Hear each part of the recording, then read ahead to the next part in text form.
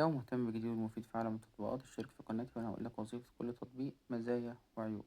تطبيق سلايفون فيرتال موبايل نمبر، تطبيق محمله 100,000 مستخدم، تقييماته مش أحسن حاجة، بس التطبيق ده بيقدم لك رقم أمريكي حقيقي، مش VOIP. لأ، ده بيقدم لك رقم تقدر تعمل منه مصادقة ثنائية، تقدر تعمل منه واتساب، فيسبوك، تقدر تشتغل بيه في البنك بتاعك.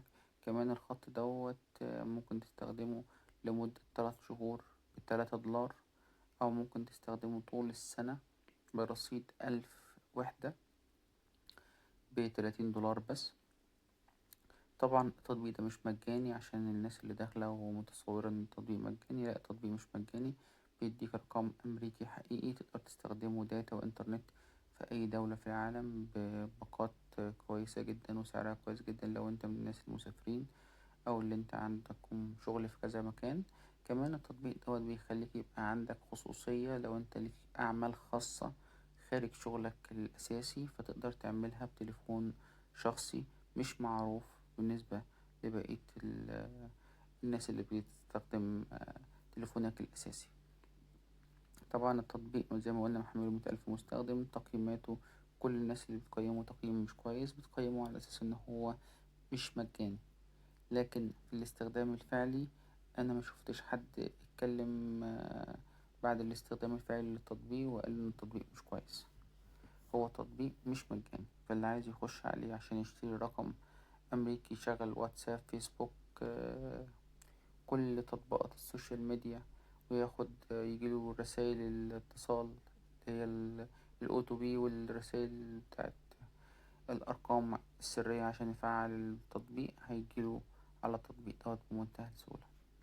كمان التطبيق دوت بيساعدك ان انت يبقى عندك اكتر من رقم على تليفونك، وتقدر توفر فلوس التجوال، ان انت كل ما تروح بلد تبقى عايز تعمل تجوال، واسعار التجوال كلنا عارفينها بتبقى عاملة ازاي.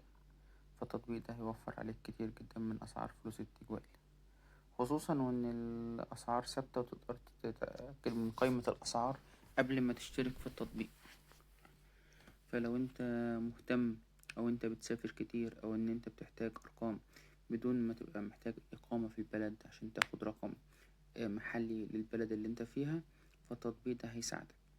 كمان ياريت لو انت مستخدم للتطبيق قبل كده وجربته معاك والتطبيق كان فيه اي عيب، ياريت تكتب للمشاهدين بتاع الفيديو تقييمك للتطبيق تحت الفيديو، وانا هثبت تعليقك عشان الناس كلها تستفيد.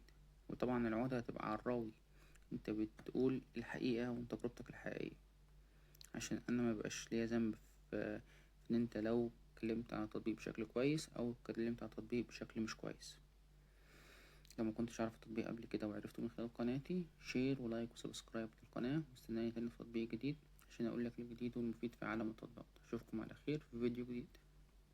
باي باي.